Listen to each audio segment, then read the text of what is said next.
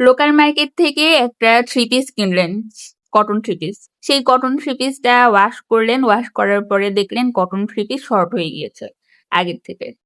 এই কেসটাকে বলে শ্রিঙ্কেজ। এই কেসটা কেন হয় তারই দুটা কারণ আজকে আমি বলছি।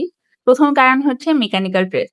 একটা কাপড় অনেকগুলো সুতার কম্বিনেশনে হয়, সেই সুতাগুলোকে নিটিং মেশিনে টান টান করে রাখা হয় দীর্ঘক্ষণ পর্যন্ত। সেই যে নিটিং মেশিনে সুতাটাকে টান টান করে রাখা হচ্ছে, দীর্ঘক্ষণ রাখার পরে তো এই সুতাগুলোকে একটু রেস্ট দেয়া হয়, কিন্তু জানেন এই যে রেস্টিং অবস্থা, এই রেস্টিং অবস্থায় সুতার যে কুঁচকে যাওয়া স্বভাবটা, সেই স্বভাবেও সে তখন ফিরে যায় না।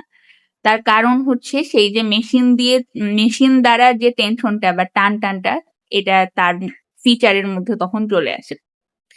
এরপর আসি হলো সেকেন্ড কারণ যার কারণে শ্রিঙ্কেজটা হয়, সেটা হলো পানি এবং তার রিল্যাক্সেশন।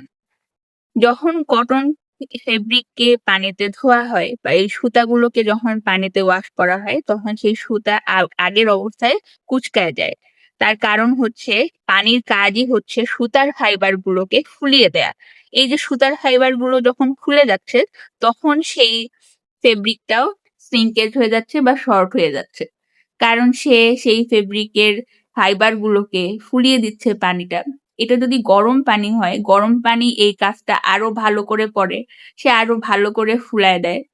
যেহেতু সে আরো ভালো করে ফুলায় দেয়, আর এই কারণে গরম পানি দিয়ে কটন ফেব্রিক ওয়াশ করলে সেই কটন ফেব্রিকটা আরো বেশি শর্ট হয়ে যায়।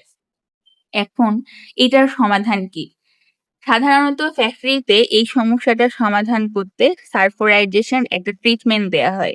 সালফারাইজেশন ট্রিটমেন্টে মেশিন দিয়েই যাতে এই ফেব্রিকটা শর্ট না হয়ে যায়, সেই প্রসেসটাই করা হয়।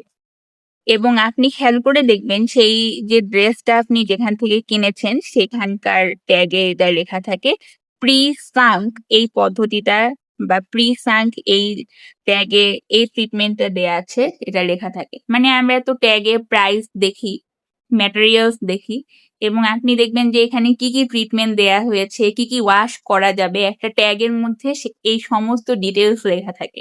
সেই ডিটেলস এর মধ্যে আপনি দেখবেন যে প্রি সাঙ্ক লেখা আছে কিনা। যদি প্রি সাঙ্ক লেখা থাকে, তাহলে আপনি বুঝতে পারবেন যে এই ফেব্রিকটা ওয়াশ করার পরেও শর্ট হবে না।